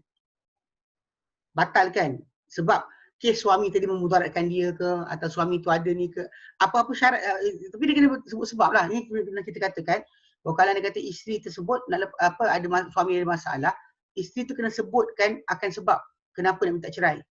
Berbeza dengan masalah suami ceraikan isteri. Kalau suami ceraikan isteri, dia memang kita kata tak minta sebab pun tak apa. Dan kita pernah terangkan dulu bahawa hikmah dia adalah mungkin suami tersebut dia tak boleh tahan dengan keadaan perangai isteri, dia suka membebel dan sebagainya. Malah keluar rumah ke, malas sini ke, malas situ ke. Jadi suami tersebut tak perlu isytiharkan sebab mungkin isteri tersebut tak sesuai dengan dia tapi sesuai dengan orang lain. Ada orang mungkin dapat suami yang suka mengemas. Tak kisah isteri tak mengemas. Dia tajuk lain lah. Atau suami baru yang ada maid, ada orang gaji. Yang isteri tadi takkan ada beban masalah itu. So basically benda tersebut kita kata untuk suami pertama tak perlu isytiharkan kenapa. Betul boleh ceraikan tanpa sebab. Tapi bila isteri minta cerai dengan suami kena bagi tahu sebab. Dan kita sebab tu dia tak dipanggil cerai biasa. Sepatutnya wanita tu dia filekan di mahkamah untuk fasakh, bukan minta cerai. Minta cerai itu masalah. Banyak gagal. Kadang-kadang suami tak datang kat mahkamah. Punca dia sebab si isteri tadi filing salah. Ya, tapi benda macam ni kita kata nak mengajar orang cara bercerai ni tak betul. Kita tak patut ajar cara bercerai. Tapi dalam masa yang sama, untuk bercerai dengan betul tu ini keadaan betul dia. Sepatutnya kena macam tu. Dia bukannya terjadi dengan cara contoh macam suami minta cerai. Minta cerai tu nak suruh suami terlafazkan, tu problem sebenarnya. Itu jadi kes kadang-kadang berpanjang-panjang tak selesai kat mahkamah tu sebab tu. Sebab dia minta suami tu ceraikan dia. Sedangkan dia ada dua option. Option yang pertama dia kalau dia kata suami tu memudaratkan dia sebagainya, fasakh lah. Minta fasakh. Kalau suami tu ada masalah, tak boleh nak hatta tak boleh perform untuk layan dia dalam seksual dan sebagainya, dia memang minta cerai. Tak bagi nafkah hidup boleh minta cerai. Cederakan dia boleh minta cerai. Maksudnya dia minta cerai dengan fasakh kan perkahwinan. Ataupun dia minta fasakh perkahwinan tu dengan sebab kerana yang kedua kerana dengan cara dia bayar tebus talak atau khuluk dia panggil. So wanita tu boleh ada hak kuasa pada dia untuk batalkan perkahwinan tu. Tapi lafaz kena betul lah. Lafaz kena betul. Kena tahu dia filing untuk apa. Banyak jadi kes di mahkamah syariah sangkut kes sebab ni. Sebab kerana si isteri tu, isteri tersebut dia filekan benda yang salah. Lalu hakim mahkamah panggil kan. Itu satu. Yang kedua pula mahkamah syariah Malaysia ni dia tak ada taring. Mana maksud dia polis tak tangkap. Kalau kita macam katakan langgar peraturan undang-undang mahkamah sivil, mahkamah bukan Islam mahkamah syariah, polis datang rumah kutip. Boleh kutip kita kat rumah. Tapi dalam masa yang sama kalau mahkamah syariah ni polis tak kutip. Suami yang lari sebagainya kan, yang tinggalkan bini macam tu, polis tak kutip pun. Itu masalah yang berlaku. Bukan masalah, bukan benda tu undang-undang tak ada, undang-undang tu ada. Tapi tak betul kat situ Jadi secara asasnya, bila kita sebut tadi kan, kata-kata Umar ataupun apa makin. Jadi suami cerai isteri sebabkan isteri itu tak nak memahami kedudukan kesihatan. Itu sebab si suami ceraikan isteri. Jadi suami ceraikan isteri sebab isteri tak pernah memahami kedudukan kesihatan. Bahkan isteri tu minta cerai sebenarnya. Dia bukan masalah suami tu ceraikan isteri dia kerana isteri tak faham. Yang penting sekarang ni adalah adakah tajuk dia adalah adakah isteri si isteri tersebut kena tahan diri dia tunggu suami tu. Tu je cerita. Dia dalam perkara ni kalau dia sanggup bersabar, itu kemuliaan lah. Kemuliaan berkhidmat untuk suami yang sakit dan sebagainya, itu adalah kemuliaan. Itu adalah kemuliaan, bagus. Kan? Setia dengan suami tadi walaupun dalam keadaan sakit kan. Itu ayat yang senang dan susah. Macam yang geng-geng Mak Saleh sebutkan. Ketika sihat atau sakit, susah atau senang sebagainya bersama. Ayat dia sekarang ni kalau sekiranya sanggup bersama tu, itu kemuliaan. Tapi soalan dia adalah adakah wajib isteri tersebut tunggu suami yang sakit? Itu soalan yang kita tanya balik. Sebab sebenarnya tak wajib. Tidak wajib. Kalau dia sanggup tunggu, itu adalah kemuliaan, akhlak yang baik. InsyaAllah Ta'ala akan berikan ganjaran di sisi Allah Ta'ala pada hari akhirat nanti. So, dia bersabar macam sabarnya Nabi Ayub punya isteri. Kan Nabi Ayub, isteri dia, bersabar dengan sakit dia. Itu kemuliaan. Tapi kalau isteri tu nak tinggalkan suami ketika itu, tak salah. Itu hak dia. Itu adalah hak dia. Itu kita pasal tak wajib kita panggil suami tersebut, isteri tersebut tunggu. Kalau dia kata dia minta cerai, betul tak tahan. Macam seorang wanita adalah minta cerai, dia minta suami kepada Nabi untuk tebus talak. Dia kata aku tak aibkan sahabat kau pada masalah akhlak atau agama. Tapi aku tak nak kufur dalam Islam. Dia kata pada Nabi, aku tak nak kufur dalam Islam. Maksud dia minta khuluk, tebus talak tu sebab dia tak nak, dia ingkar. Dia Muslim tapi dia kufur terhadap melayan suami. Jadi dia tak nak kufur dalam Islam. So, bila Nabi dengar kata-kata wanita berkenaan, Nabi toleh pada suami dia. Nabi kata pada dia balik, Nabi kata, adakah kau nak pulangkan balik kebun dia? Pasal dia mahar perkahwinan mereka kebun. Dapat kebun. So jadi wanita tu kata ya. Nabi kata dengan suami dia, ambil balik kebun kau, ceraikan satu talak. So kat situ memang kita kata ini yang benda kena jaga. Sebab wanita, isteri tadi kalau nak jaga suami dia, Alhamdulillah bagus. Tapi nama itu tak diwajibkan. Kalau dia tak tahan dengan ujian suami dia sakit, maka boleh jadi minta fasah. Minta fasah dia panggil. Minta fasah. So jadi balik pada kisah tadi kan.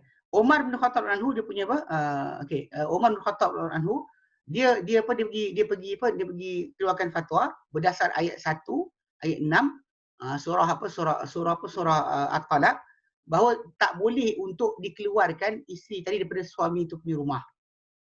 Ataupun maksud dia suami tak boleh tinggalkan macam tu. Ataupun halau dia ataupun keluarkan dia suruh balik pada rumah keluarga sebagainya. Edah dia mesti rumah suami tersebut.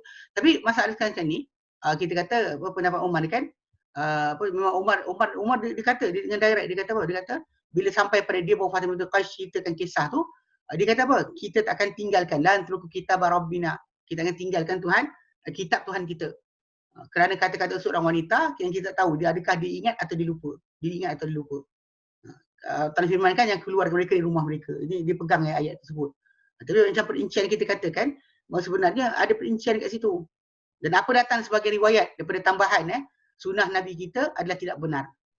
Pasal sebenarnya yang Umar kata adalah kita akan tinggal kitab Tuhan kita. Sebab dia berdasar pada Quran. Apa dia faham dari Quran. Tapi masalah sunnah tadi dia tak pasti adakah betul benda daripada Nabi SAW. Kalau betul dia memang takkan Umar canggah. Kat sini dia tak tahu. Macam kisah Ammar kan. Kisah Ammar kata bila Umar suruh orang yang tak ada air, lalu dia junub, Umar kata air tak ada, jangan solat, tunggu sampai air ada. Tapi Ammar kan tegur Umar. Sebab Ammar kata dulu kita sama-sama keluar musafir untuk tugasan, kemudian air tak ada. Engkau tak solat. Aku boleh-boleh kat tanah. Tapi dia kata lepas jumpa Nabi, dia tanya, Ammar, dia clarify dengan Nabi SAW. Dan Nabi clarify pada dia cukup untuk dia tepuk kan. Mana tayamum dia untuk ganti mandi. Umar tak pegang. Jadi Umar dia agak tegas dalam masalah ni. Kalau dia tak dengar, dia tak tahu majoriti benda tu berkenaan, seorang-seorang dia cerita, dia tak nak terima. Itu pendapat Umar lah, Ibn Khattab dalam masalah beramal.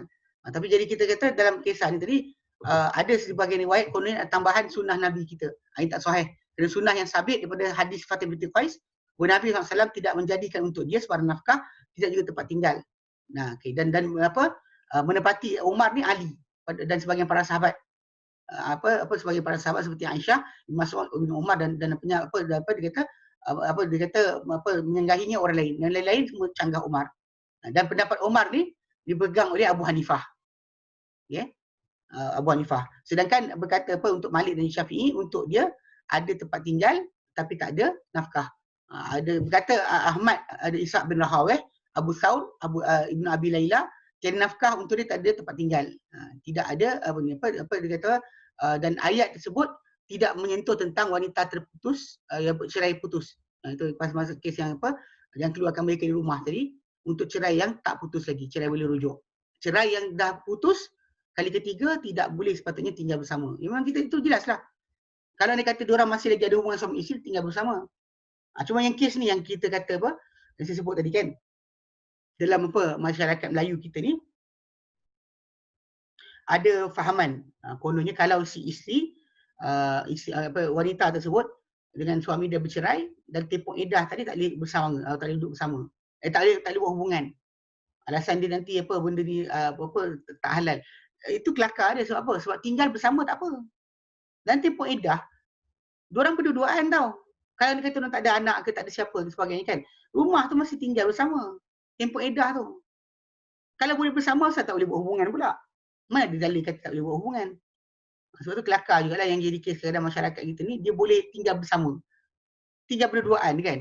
Dari tempoh tinggal berdua-duaan tadi, itu kalau dia kata orang dah jadi ajnabi, dah jadi orang asing, haram. Kalau boleh tinggal bersama tu maksudnya halal lah hubungan. Itu patut kena faham betul-betul. Cuma kita kata yang dalam kes macam ni, ada kata dia kata tak ada. Maksudnya nafkah tempat tinggal tu dia suami tu kena sediakan rumah asing, tempat tinggal asing. Itu tak ada, dalil tak ada. Dalil yang ada adalah mereka masih tinggal bersama. Okey, baik. Kita jelas baik. Okey, yang ke-10.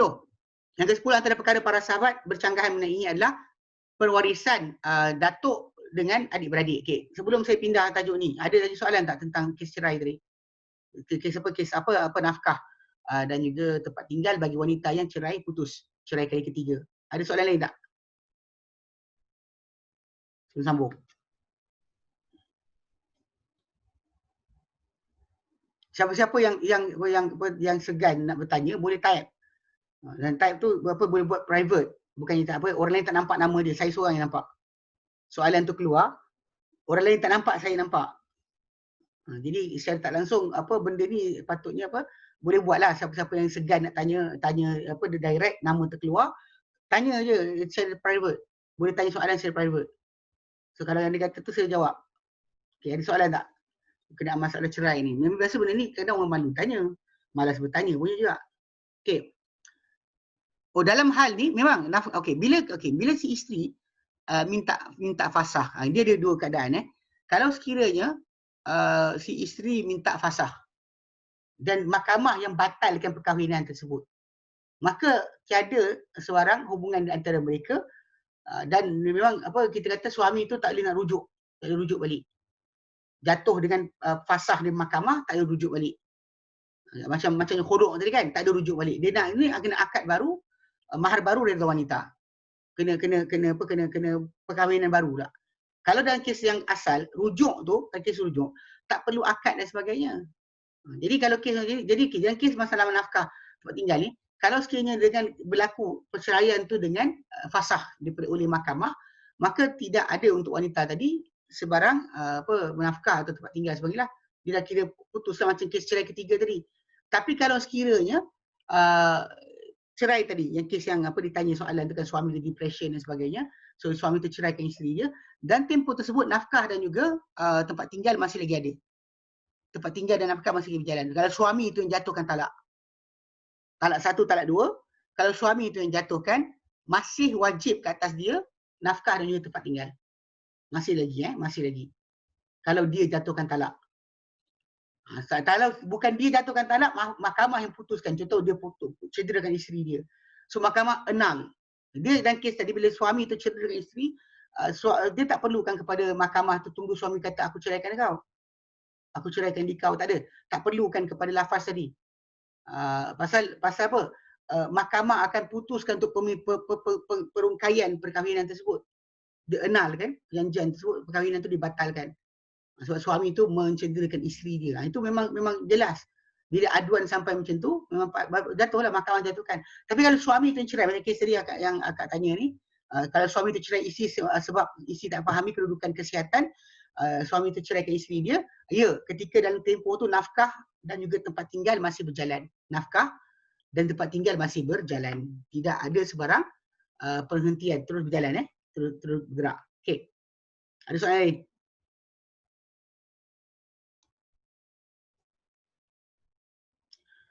Okey, Ustaz, jika dalam tempoh iddah tu mereka berdua-duaan dalam satu bilik yang tertutup, adakah dikira telah rujuk tak? Belum. Dia mesti niat. Yang tu saya sebut tadi kes yang mahkamah Malaysia ada jadi kes Jamal Abdillah tu. Ni bukan nak aibkan dia aibkan dia, tapi memang dia jadi kes dengan salah satu isteri dia yang sebelum ni, bukan yang sekarang, yang sebelum ni ada sekali. Dia dah cerai. Dalam tempoh iddah mereka berdua-duaan, bukan setakat berdua-duaan je, buat hubungan seksual. Memang berlaku dalam perbicaraan tu sebut. Cuma hakim mahkamah tanya pada Jamal Abdillah, adakah awak niat rujuk? Kalau perbuatan macam tu, berbaik-baik, kena tanya suami tu, baik ni dah niat rujuk ke belum? Kalau dia niat untuk rujuk, ya jadi rujuk. Kalau sekiranya tak niat untuk rujuk, maka tak jadi. Pasal hubungan duduk berdua-duaan tu masih lagi halal. Memang mereka tinggal sebumbung. Dan mereka memang dia kena duduk di rumah berkenaan. Tapi kita kata hubungan, bila pasal benda tajuk dia. Dia dudukan tadi, untuk beri peluang suami tu revise balik, kok sayang lagi. Yang isteri pun gunakanlah diri dia punya tarikan ke untuk goda suami tu semula ke, wallah hantar pulang lah. Yang pentingnya adalah kalau mereka bersetuju dan tempoh iddah tu untuk bersama semula, untuk jadi suami isteri semula, maka jalanlah. Sebab tu kenapa tak dihalau keluar, kan? Sebab tu yang dalam ayat surah At-Talaq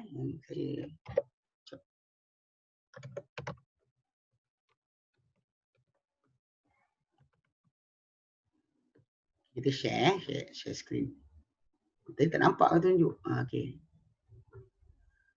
Tengok share screen Okey. Dalam ayat ni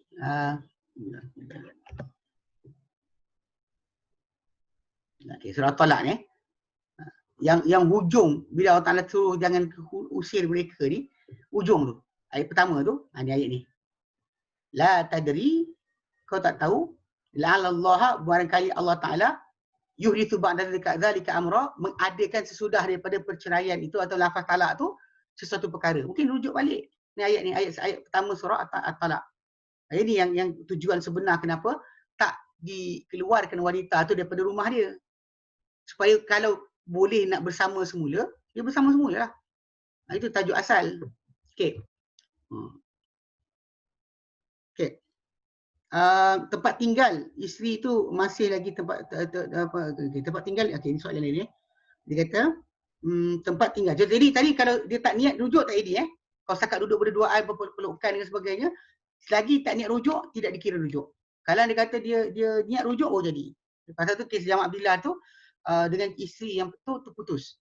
Sebab isteri tu buat kes ke mahkamah balik, kata dia buat hubungan dengan isteri tu buat hubungan dengan dia buat hubungan dengan isteri tersebut ketika dalam iddah.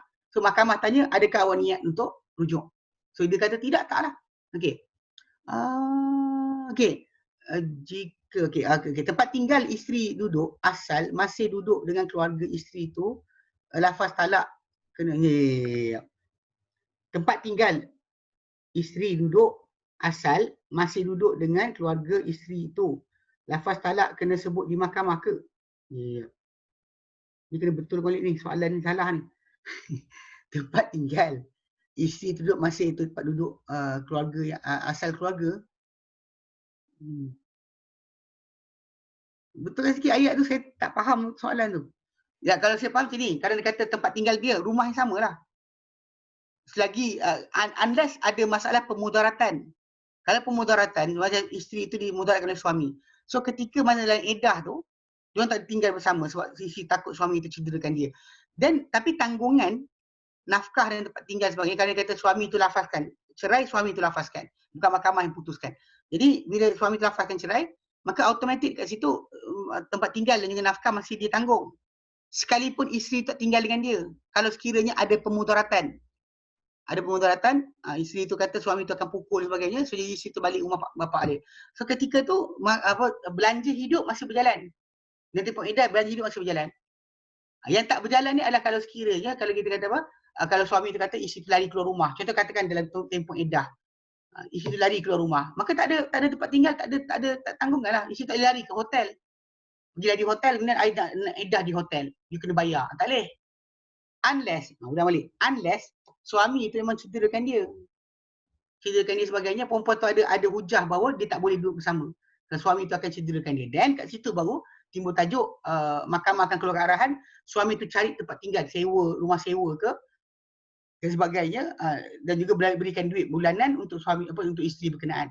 Jika tidak, belanja hidup tu macam hidup bersamalah. Ni baru ni ada kes keluar. Ada orang tulis berkenaan masalah isteri wajib dapat upah kerana menyusukan anak. Itu salah sebenarnya tu. Bukan wajib dapat. Kalau isteri tu tuntut, suami bayar. Kalau isteri tak tuntut, tak adalah. Ini salah bila ada orang tu kata wajib. Wajib bagi tak? Tapi kalau sekiranya suami tersebut dengan isteri tadi A bercerai ke atau B isteri minta bayar. Pasal nak jaga badan, dia tak nak menyusukan anak. Dia kata minta orang lain upah susu. Kalau dia kata you nak suruh I susukan, bayar. You bayar I punya spa ke sebagainya kan. Belanja hidup I ni, you bayar. Bayarlah. Dia kena bayar. Itu basic dia. Kalau tidak, tak payah bayar. Pasal memang Allah tak jadikan. Wanita tu memang nak menyusukan anak dia secara natural. Wanita tu akan suka untuk menyusukan anak dia. Bukan dipaksa. Pelik juga orang kita pelik. Ada keluar kata wajib bayar. Tak. Mana ada wajib bayar. Okey. Dia kata isteri tu memang kena tinggal dengan keluarga. Jadi tempat tinggal perlu dicarikan oleh suami ke? Tak.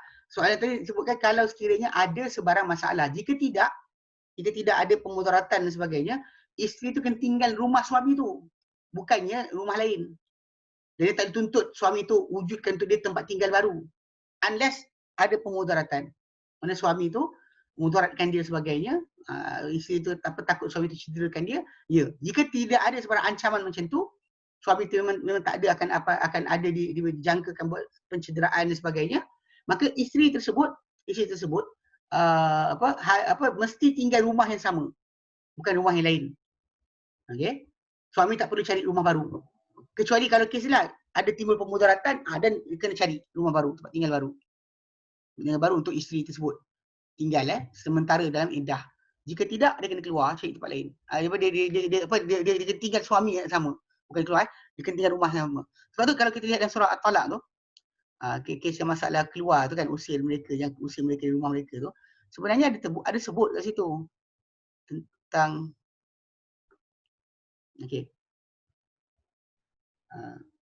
ayat yang ke-6 kan. Ayat ke-6 ni. Ni ayat ni. Ya askinuhunna min sakantum min wujdikum. Okey. Dia kata berilah tempat tinggal untuk mereka daripada mana, dari sekira mana kalian tinggal, daripada keperolehan kalian. Ni kalau tak tinggal bersama dan sebagainya. Benar tak kata apa? La tudarruhunna litudayyiqu alaihim. Dan kamu sempit atas mereka untuk kamu mudaratkan mereka untuk sempit ke atas mereka. Okay, ayat ni jangan kamu mudarat ni sebab ada di kalangan suami itu tak nak tanggung nafkah.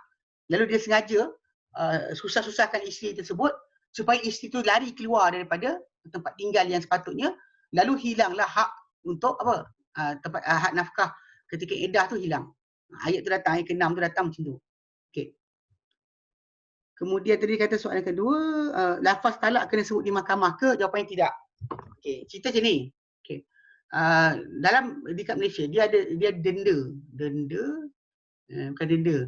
Dia adalah denda disebut berkenaan masalah lafazan talak luar mahkamah.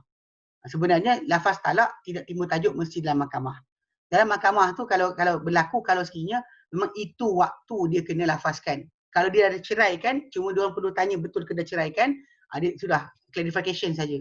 Kalau tidak ada perceraian berlaku lagi, isteri baru tuntut dan suami dinasihatkan oleh mahkamah ceraikan. Jadi pelafazan tu berlaku depan hakim lah. Jika tidak, yang lain kena pembuktian. Dimaklumkan bahawa isteri kata ya, suami kata ya. Kamu dah risau dan hakim terus jalankan edah lah. Daripada tarikh diorang berdua telah suami tu lafaz talak pada isteri dia. Dia cuma perlukan makluman saja. Kalau dia dah berlaku luar, makluman saja. Kalau anda kata memang memang tak bercerai lagi, baru tuntutan berlaku dan kemudian masuk mahkamah, perbicaraan berjalan, akhirnya disuruh lafazkan talak, ketika tu lafazkan talak, itu yang kata depan hakim tu. Itu yang depan hakim Okey. So, lafaz talak tersebut hanya berlaku depan hakim kalau dituntut oleh hakim. Kalau dia kata hakim tu kata tak payah, dia terima penyaksian dia, cukup, tak payah. Tapi ada kadang-kadang ada separuh hakim tu kelakar jugalah. Ni saya ingat dulu jadi kes. Waktu saya tinggal dekat Perak dulu, belajar kat Perak. Waktu tu ada kes saya seorang lah dari kami dan kelas. Dia cerita kisah seorang ustaz. Ada ustaz zaman tu lah, kali sekolah Perak tu tahun 92, 94, 92 dan 94 kita tempoh tu saya dalam kelas kami belajar disebut tentang kisah dia seorang ustaz dia marah isteri dia. Kemudian dia kata pada anak dia diisytiharkan, mak engkau kalau aku balik tak kemas baju lagi jatuh talak. Cakap itu. Dia cakap pada anak dia. Jadi dia cakap lafaz ini panggil taklik. Talak dengan taklik. So kalau isteri tu tak kemas baju, maka talak jatuh. Jadi isteri tu tak hari tu dia datang angin macam mana tak, dia memang dengan selamba je tak nak kemas juga. Dia memang sengaja lawan. So jatuh talak lah. So bila dia adu ke mahkamah, ni cerita ni. Sampai ke mahkamah, hakim mahkamah ketika tu, Allah Alam kan, dia kurang faham kot. Dia pergi minta ustaz ni lafaz kali kedua. Lafaz pada isteri dia, aku ceraikan engkau. Sedangkan ustaz tu jatuhkan talak dengan taklik. Maksudnya dia gantung talak tadi dengan perbuatan si isteri tersebut. Kalau isteri tak kemas baju, tak kemas rumah, maka jatuh talak. Jadi bila isteri tu buat keras kepala, jatuhlah talak. Okay. Tapi talak tu jatuh dia bukan dengan lafaz soreh, bahkan dijatuhkan dengan taklik. Mana kalau isteri ni buat ni, jatuh talak. So bila sampai ke mahkamah, hakim suruh suami ni, ustaz ni, lafazkan kali kedua. Lafazkan lagi talak, aku ceraikan di kau. Dalam tempoh tu kan, dalam tempoh iddah tu, kalau dah jatuh pun, dalam tempoh iddah tu, dia masih isteri dia. Jadi dia kata aku ceraikan di kau. Jadi ustaz ni marah hakim tu. Dia kata, tuan hakim belajar kat mana? Kalau saya dah cerai dia melalui dengan talak, taklik, dia jatuh dah lah. Kenapa tuan hakim suruh saya lafazkan suruh cerai kali kedua? So ini salah jugalah. Kadang depan hakim mahkamah ni, ada benda-benda hakim mahkamah ni ada silap faham punya juga. Sebab dia suruh talakkan kali kedua. Sebab talak tu dah jatuh dengan taklik. So dia kata kalau dia kata kalau mak kau tak sekian jatuh talak. Jatuh talak supaya dia bukan dengan lafaz aku ceraikan di kau. Tiba hakim mahkamah suruh dijatuhkan talak dengan lafaz satu lagi. Itu lafaz aku ceraikan di kau. Tak kenalah. Okey. Ya, okey. 11:55 Okay, jadi secara tak langsung kalau kita faham di situ kita faham di situ, memang kita kata kadang-kadang berlakulah kes lafaz talak depan hakim ni, kadang-kadang ada benda yang betul, ada yang tak betul lah. Yang betul macam kes tadi lah, kita kata memang nak dijatuhkan ketika itu. Tak pernah lafaz lagi. Betul lah. Tapi kalau sekiranya panggil sekiranya dah jatuh, hakim cuma patut clarify saja. Clarify betul ke dia jatuh, awak lafaz macam mana, bagi tahu tanya. Betul ini betul ke macam tu lafaz dia? Dia kata betul. Dan jatuhlah. Dia bertarikh tersebut. So takkanlah kita kalau orang tu dah talak bulan 1. Masuk bicara lepas PKP ni bulan 6, bulan 7. Takkan kita nak kata orang masih boleh tinggal bersama. Sebab talak dah jatuh. Lafaz talak dah berjatuh. Cuma kes kadang-kadang lafazan di mahkamah ni pasal hakim nak pastikan orang tu lafaz betul ke tidak. Cara yang betul. Baik. Jika dalam edah isteri mengandung, adakah tempoh edah jadi panjang sehingga isteri melahirkan? Memang ia pun. Berdasar ayat ke-6, ayat ke-6 surah At-Talaq, memang sampai isteri tersebut melahirkan anak. Itu tempoh paling panjang lah, 9 bulan. Second panjang, iddah mati, 4 bulan 10 hari. Third panjang, ialah 3 bulan ataupun 3 kali haid. Itu tempoh-tempoh dia yang datang yang datang di masalah tempoh iddah ni. The longest is actually lahirkan anak. Sampai lahir anak. Wanita mengandung sampai lahir anak. So saya kata kalau sekiranya suami diceraikan oleh suami dia. Tiba-tiba ternyata dia mengandung. So prolong lah. Tempoh tu akan panjang lah. So suami tu kena tanggung semua sekali sampai anak tu lahir. Sebab anak tu anak dia. Anak dikandung tu anak dia. Talak jatuh tak talak melalui aplikasi WhatsApp. Kalau memang suami itu terbukti suami itu yang tulis, ya. Dalam kes bukan masalah menggunakan telekomunikasi ataupun media sosial media elektronik telefon dan sebagainya, kena dipastikan memang suami itu yang type. Dia type jatuh. Kalau dia yang type jatuh. Macam baru ni kan kes akad nikah melalui online kan. Benda tu memang jelas pun sah. Sebab akad nikah tak perlu hadir. Kalau dia kata benda tu boleh berlaku secara langsung, live kan, telecast live ni, memang kita kata tak ada sebarang masalah, memang halal jatuh.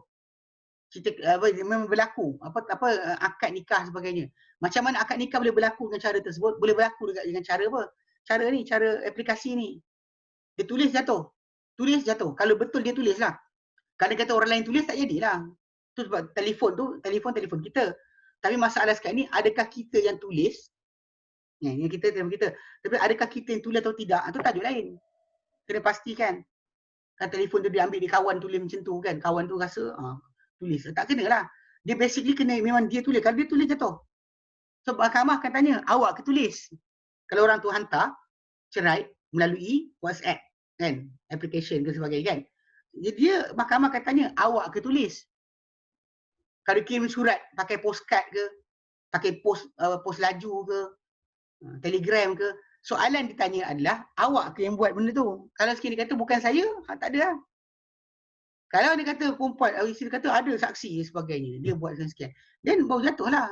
Kes dia sekarang kes asal pertama, masalah betul tak dia buat. Laluan tak kisah, surat jadi, wakil jadi, semua. Sampai memang boleh jadi dengan wakil. Kalau contoh macam orang tu kata pada seorang orang lain, dia cakap dengan isteri aku, dia kata talak. Kalau dia cakap yang tu. Maka orang ni pergi je jumpa isteri tersebut dan ceritakan sampai jatuh. Sampai jatuh. Macam tu, telefon disampaikan. Akad nikah macam tu juga boleh wakil. Saya ingat tu kawan-kawan saya di Yaman daripada Indonesia. Ada separuh tu, dia tak pernah jumpa isteri dia. So pasal dia tak nak balik dan harga tiket mahal dan sebagainya. Keluarga susah. So, jadi keluarga dia kahwinkan dia pakai wakil. Maksudnya sini, dia wakilkan kepada keluarga dia untuk nikahkan dia. So, jadi keluarga dia pergi akad nikah lah dekat rumah isteri wanita tu. So lepas tu dia tunggu ke airport je. Mana pernikahan berjalan di Indonesia, dia tunggu ke airport. Lepas isteri tu dah akad nikah ni, dekat airport dah sampai nanti, isteri sampai pakai pos. Bukan pakai pos lah.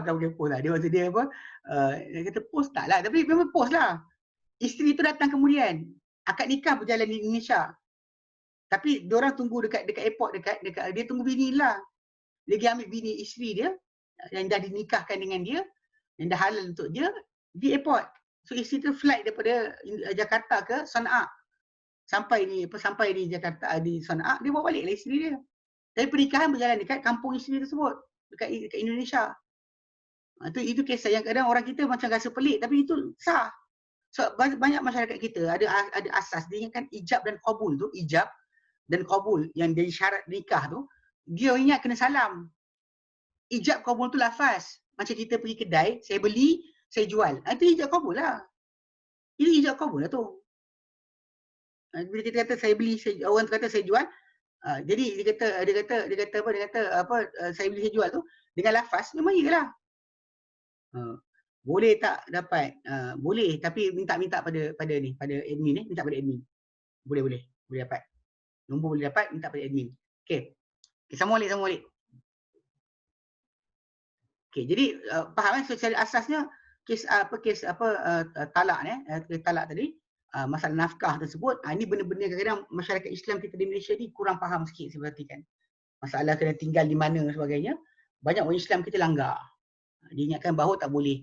Sedangkan boleh tinggal bersama, berdua-duaan, maksud dia halal lah semua sekali.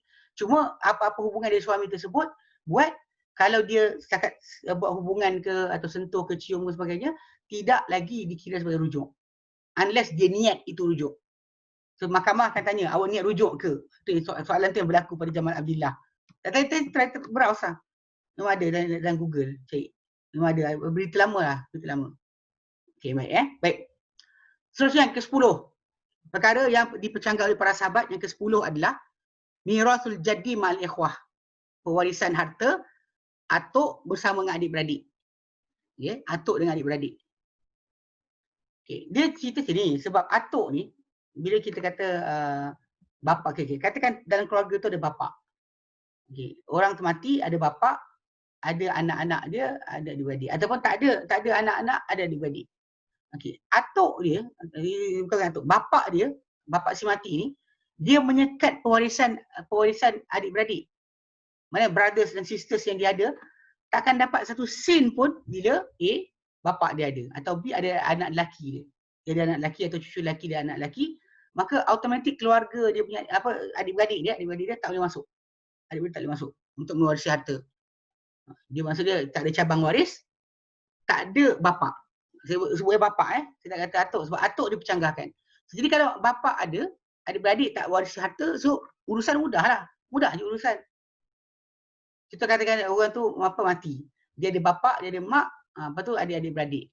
Yang warisi harta dia hanya mak bapak dia je, adik-beradik tak dapat. Satu sen pun tak dapat. So adik-beradik yang cuba masuk campur dan urusan harta adik-beradik dia, ketika mana bapa mereka masih lagi hidup adalah orang yang sesat. Sesat, sangat sesat. Kalau tak dibenarkan langsung, memang tak ada. Memang bapa ada, adik-beradik tak boleh masuk. Bapa ada, adik-beradik tak boleh masuk. Okey, itu jelaslah. Okey, soalan timbul kalau bapa tak ada, atuk ganti bapa. Ini tajuk kita bincangkan. Itu yang ke-10 para sahabat bercanggahan adalah bila dalam pewarisan harta tu, orang tu mati, tinggalkan atuk, tinggalkan adik-beradik.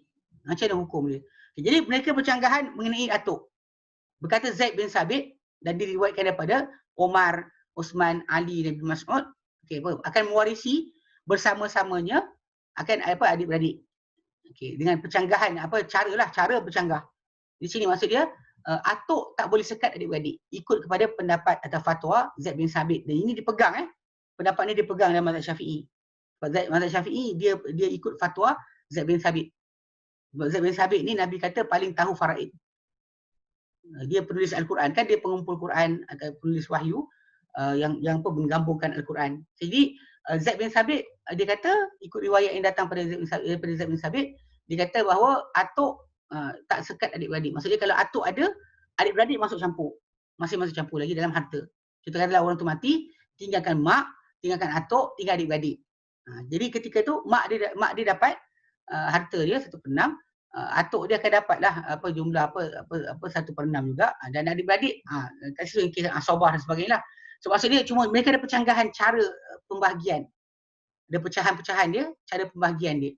Sebab kat situ ada khilaf sikit macam cara mereka patut bergabung. Adakah atuk ni jadi standard macam adik-beradik atau adik ni standard macam atuk ni standard macam bapa. Tapi dalam apa perkiraan pun kebanyakan keseluruhan mereka letakkan atuk takkan kurang dari adik-beradik lah. Walaupun dibolehkan atuk tengguran. Tapi kita kata kerana benda ni akan jadi confusion jugalah. Sekarang kata yang mewarisi harta cuma 2. Contoh macam katakan tadi kes orang tu mati, atuk, mak dan juga adik-beradik. Katakanlah ini kita pegang dengan pendapat yang kedua yang kata adik-beradik tak dapat harta dengan atuk. Atuk ada, atuk tu hijab macam bapa hijab. Ketika ni mak dapat 1/6. Atuk dapat baki 5/6. Ikut pendapat yang kedua. Kalau pendapat satu lagi taklah, adik-beradik tu akan masuk campur lah. Atuk 1/6, atau baki tu ada pembahagian adik-beradik. Macam bapa hanya atuk tu hanya dapat perpecahan saja. Dia dapat makan asabah penuh bila tak ada adik-beradik yang lelaki. Itu asas. Okey. Baik. Jadi dia kata okey, pendapat pertama dia kata Zaid bin Sabit diriwayatkan daripada Omar, Osman, Ali, Ibn Mas'ud, mewarisi bersama-sama atuk ni adik-beradik. Tapi di atas percanggahan di antara mereka, cara pewarisan macam ni diwariskan. Dan berkata, okey, dan sama berkatalah Abu Bakar, pendapat kedua, Abu Bakar Siddiq anhu, diriwayatkan daripada Aisyah, Ibnu Zubair, Ibnu Abbas, Imran bin Husain, daripada Abdullah bin Uqbah, bahawa mereka jadikan atuk macam bapa. Dan mereka gugurkan adik-beradik. Ini pendapat ni dipegang oleh mazhab Ahmad bin Hanbal. Pendapat ni dia pegang bahawa atuk dia hijab adik-beradik. Dia banyak-banyak kes. Dia kita kata benda ni dari segi masalah kalau kita buat ni perkiraan mudah. Tak ada complicated. Tak ada komplikasi, tak ada susah. Tapi kalau kita buat yang macam adik-beradik dengan atuk ni, sebab tu memang kita pada asasnya adik-beradik kalau dia kata tak dapat warisi bersama bapa kan. Mudah kiraan. Sangat mudah kiraan. Kalau kita kata orang tu mati kemudian tinggal bapa emak kan, okey, bapa emak adik-beradik. So kalau dia kata adik-beradik dia kurang daripada 2 ke bawah kurang dari 2, maka mak dia dapat ketika tu 1/3, bapa 2/3, habis cerita. Tapi kalau sekiranya adik-beradik dia ramai, mak 1/6, bapa 1/6 dan asabah. Apa yang baki masih balik pada bapa. 1/6 dan baki. Jadi cara perkiraan macam tu kita kata mudahlah. Tapi kalau kata kita masuk adik-beradik sekaligus dalam keadaan macam tu dia bertindan, ada kerumitan sikit dalam kiraan. Ala kulli hal, itu pendapat Zaid bin Sabit yang Nabi kata orang paling tahu faraid. Boleh tahu faraid Baik. Kemudian seterusnya ke-11. Pewarisan adik-beradik perempuan dengan anak-anak perempuan. Pewarisan adik-beradik perempuan, kalau kita ada adik perempuan dengan anak perempuan kita. Kalau anak perempuan, kalau kita ada anak perempuan, kita punya harta tu takkan habis dimakan oleh anak perempuan kita. Anak perempuan kita dia ada bahagian yang khas. Itu 1/2 kalau seorang, 2/3 kalau ramai. Pada 8 orang ke 2/3. Kalau dia kata ni kalau tak ada adik-beradik lelaki anak perempuan je, kita ada anak perempuan saja. So, jadi anak perempuan kita kalau seorang 1/2. Half harta tu dekat dia. Tapi kalau sekiranya dia ramai, 2/3 kena dibahagikan kepada mereka. Okay, jadi itu jelas. Okay. Cuma kat sini kalau kata bila tak ada adik-beradik lelaki dan sebagainya, waris atau tak ada bapa, maka adik-beradik perempuan bagi si mati akan masuk campur dalam harta. Jadi dekat sini pewarisan adik-beradik dengan anak-anak perempuan.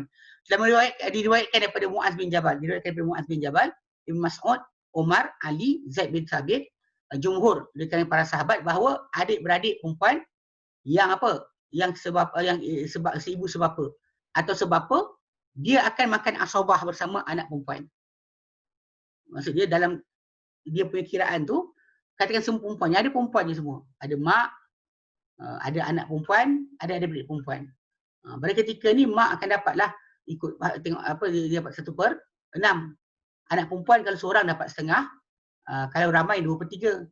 Okey, adik-beradik perempuan tadi, kalau kata adik perempuan ada, ikut kepada pendapat Muaz bin Jabal, Mas'ud, Umar, Ali, Zaid bin Sabit, dia orang akan makan asabah. Dia akan makan habis. Apa baki balik pada adik-beradik perempuan kita.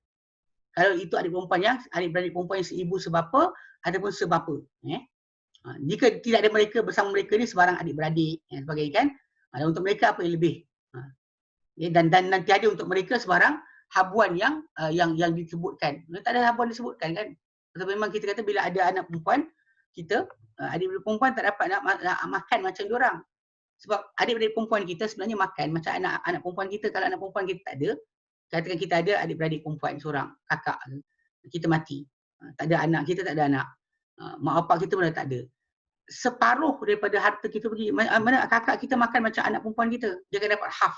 Kalau ramai, ada kakak-kakak, dia makan 2/3.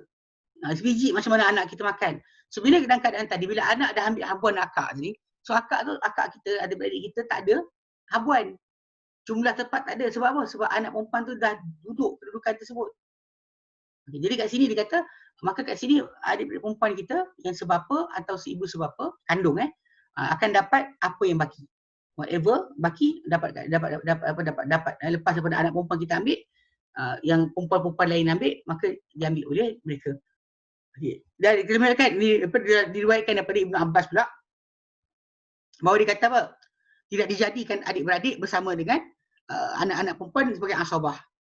Dan dia berkata tentang anak perempuan dan juga adik-beradik, untuk anak perempuan separuh, tiada apa-apa untuk saudara perempuan. Anak-adik perempuan kita tak ada apa-apa. Sebab bagi Ibn Abbas, adik perempuan kita ni dia makan ikut kadar anak perempuan. Apa ada bahagian anak perempuan itu bahagian dia. Tapi bila dah anak perempuan dah ambil habuan, dia tak boleh masuk lah. Cakap itu, buang jatuh, gugur. Okey. Maka dia kata jadi dia dikata kepada Ibn Abbas bahawa Umar bin Khattab telah memutuskan bercanggahan dengan itu. Dan dijadikan untuk adik-beradik perempuan itu separuh. Baki. Maksudnya kalau anak perempuan kita ambil separuh, kita ada kakak seorang, kakak kita makan separuh. So habislah harta tu, kakak tu akan habiskan harta. Okey. Dia kata Umar buat macam tu. Berkata Ibn Abbas, kalian tahukah Allah Ta'ala tahu? Dan beliau, apa yang dimaksudkan kat situ adalah Ibn Abbas cuba untuk suruh dia fikir, suruh orang tu tengok balik pada surah An-Nisa 176. Sebab dalam ayat 176 surah An-Nisa tu, Allah katakan, wa ini mru'un. Ni yang tentang kalalah. Kalalah ni dinamakan kalalah tu sebab orang yang mewarisi harta tu, dia diwarisi oleh orang tepi dia. Keliling dia, orang atas tak ada, bawah tak ada. Atas maksudnya bapa dengan mak lah. Bawah dia anak, cucu. Jadi dia diwarisi oleh keliling dia. Itu kalau ada iklim mahkota. Dan mahkota biasa duduk macam tu. Dia sentuh kepala daripada keliling, bukan daripada atas atau bawah. Jadi ketika mana cakap itu, Ibn Abbas kata, kalian tahu ke atau Allah lebih tahu? Sebab Allah sebutkan dalam Quran dan surah An-Nisa 176, ini mer'un halaka, jika seorang tu mati. Laisa lahu walad, tiada anak. Walahu ukhtun, dan dia ada adik-beradik perempuan. Seorang adik-beradik perempuan, falaha nisfu ma tarak. Maka untuk dia, untuk adik-beradik perempuan itu separuh apa yang dia tinggalkan. Jadi dijadikan syarat bahawa tidak ada anak. Okey. Jadi macam mana mereka bercanggah tentang kalalah lah. Dan persoalan lain dalam pewarisan harta pun ada banyak benda lain lah. Lafaz kalalah tu maksud dia apa sebagainya. So basically kat sini Ibn Abbas kata adik-adik perempuan kita tak dapat apa bila anak-anak perempuan kita dah ambil bahagian mereka. Tapi pendapat yang satu lagi yang daripada Umar dan Muaz bin Jabal lain, bahawa untuk adik-adik perempuan kita dapat apa yang baki. Ini kalau tak ada asabah, tak ada pewaris asabah, tak ada lelaki lain dalam keluarga tu, maka memang adik perempuan kita akan dapat sedemikian. Okey. Baik. Ada soalan. Nombor 12 ni pun tentang tajuk masalah pewarisan harta. Ada persoalan lain? Kita dalam lagi 6 minit ni.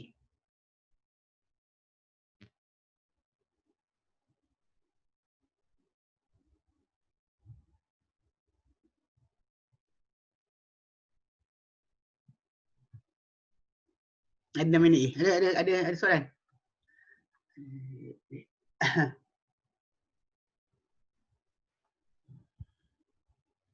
Okey, tak ada.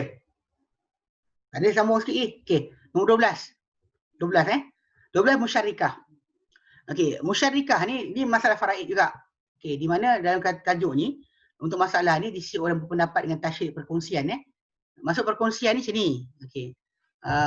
Bila seorang tu mati dan dia cuma ada padanya pasangan dia, suami. So, wanita mati tinggal suami. Kemudian ada mak atau nenek. Maka okey kat situ kemudian dia ada 2 orang atau lebih anak-anak mak. Mak tu maksud dia adik-beradik seibu. Satu ibu lain bapa yang si mati. Ada sekumpulan. Kemudian dia ada pula golongan asabah. Adik-beradik yang lelaki yang makan asabah. Makan secara keseluruhan. Maksud dia makan asabah lah. Sebab lelaki makan asabah dia tak ada pecahan. Kecuali bapa lah. Bapa ada pecahan, atuk ada pecahan. Yang adik-beradik lelaki yang lain, dia makan apa lebih. Itu panggil asabah. Okey. So jadi macam cara dia, orang tu mati, dia wanita tu mati, dia ada suami. Kemudian kemudian dia ada mak atau nenek. Kemudian dia ada adik-beradik seibu ramai, berapa orang. Okey, jadi kemudian dia ada adik-beradik yang asabah. Okay. Dan cerita ni suami akan dapat setengah. So half harta dah habis dah. Suami dapat. Okey. Kemudian mak dapat 1/3 6. Ni mak atau nenek dapat 1/6 sebab si mati ada adik-beradik ramai.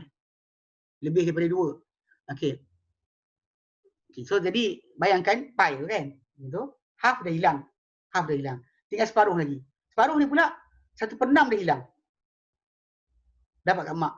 Kemudian dia ada adik-beradik yang seibu. Adik-beradik seibu bila ramai, dia makan 1/3. So bila kita makan tu habis dah lah. Setengah dah habis untuk suami. 1/6 habis untuk mak. 1/3 untuk adik-beradik yang seibu. So adik-beradik yang seibu sebapa yang makan baki, asabah, tak boleh masuk. Ini kelakar dia.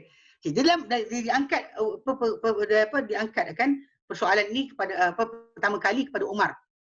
Lalu dia putuskan ikut asal yang masyhur sebelumnya. Iaitu gugur gugur. Orang asabah semua gugur. Pasal dia tak ada makan pecahan. Orang makan secara asabah ni dia makan apa baki. Kalau semua orang dah ambil, tinggal dia, habislah. Tak dapat apa dah. Dia kata jatuh kerana apa? Kerana semua fardu dah habis. Kemudian dia angkat kali kedua kepada Omar tahun berikutnya. Lalu dia kongsikan di antara adik-beradik yang seibu tu dengan adik-beradik yang kandung. Dijadikan 1/3 tu sama. Lelaki perempuan dapat serupa je. Okey. Lalu bila ditanya pada Omar tentang apa keputusan dia tadi, dia kata itu ikut apa yang kami putuskan dahulu. Okey. Dan ini kami putuskan sekarang. Okey. Dan menyepakati Omar tentang kali itu Zaid bin Sabit, Utsman bin Affan, Ibnu Mas'ud dan lain-lain di kalangan para sahabat. Ini mazhab Malik dan Syafi'i. Lalu menyanggahi mereka Ali bin Abi Talib, Ubay bin Ka'ab dan Abu Musa al-Asy'ari. Okay, pasal bagi mereka ni gugur adik-beradik.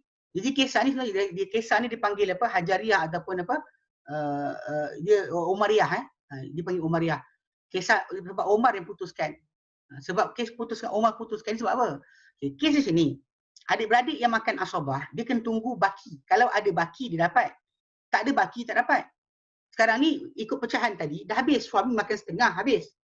Setengah suami makan habis dah. Tinggal setengah lagi. Dan setengah ni pula mak makan 1/6. Adik-beradik seibu makan 1/3 habis lah. Yang ni tunggu kalau ada lebih dan tak ada lebih. Jadi Umar bin Khattab ketika tu tahun pertama dia putuskan macam itulah. Tak dapat apa-apa lah. Tahun berikutnya ada orang yang datang tu jumpa Umar. Dia kata, wahai Umar, dia kata, katakanlah bapak kami batu dalam sungai. Atau keldai lah, dia kata. Atau keldai. Ataupun keldai. Okay? Bapak kami batu atau keldai. Bukankah mak kami satu? Kenapa diorang dapat kami tak dapat? Mak sama. Bapak je lain. Yang ini seibu sebapa dengan si mati. Yang satu lagi tu seibu je. Kenapa kami tak dapat? Waktu Umar pun putuskan semua kongsi. Sama rata. Tak ada beza lelaki perempuan. Masa 1/3 tu diagihkan kepada adik-beradik yang ada. Jadi itu yang dikatakan masalah Umariyah ataupun Hajariyah lah. Umar yang putuskan. Okay, baik. Seorang suami meninggal, dia tulis dalam buku yang sebahagian harta nak beri kepada adik-beradik. Isi jumpa buku tersebut, mereka ada anak lelaki, anak perempuan dari pembahagian harta. Adakah valid tulisan wasiat tersebut? Kalau dia tulis macam tu, hanya 1/3 sahaja. 1/3 sahaja berjalan. Kalau si suami wasiatkan untuk adik-beradik dia dengan persetujuan jadi wasiat tersebut hanya berjalan 1/3 sahaja. Sebab memang kita tahu bahawa bila anak-anak lelaki ada, anak-anak lelaki itu ada, maka adik-beradik dia tak boleh masuk campur dalam harta dia. Tapi bila dia letakkan macam tu, maka adik-beradik dia boleh dapat, maksimum adik-beradik boleh perolehi adalah 1/3 sahaja. Ya, baik. Jelas wasiat tu valid. Sebab memang adik-beradik dia kebetulan bukan waris. Sebab wasiat tak boleh untuk waris. Boleh untuk bukan waris. Dalam keadaan ini adik-beradik dia bukan waris. Baik. Wallahu a'lam. Nanti kita tajuk ke-13 ni kita bincangkan, insya-Allah masih lagi berkaitan dengan tajuk perkara faraid yang diperbahaskan atau dipercanggahkan oleh para sahabat. Itu yang last. Nanti lepas tu kita akan masuk kenapa percanggahan berlaku dalam fatwa. Baik, wallahu a'lam. Wa sallallahu ala sayyidina Muhammad wa alihi wasallam walhamdulillahirabbil alamin. Assalamualaikum warahmatullahi wabarakatuh.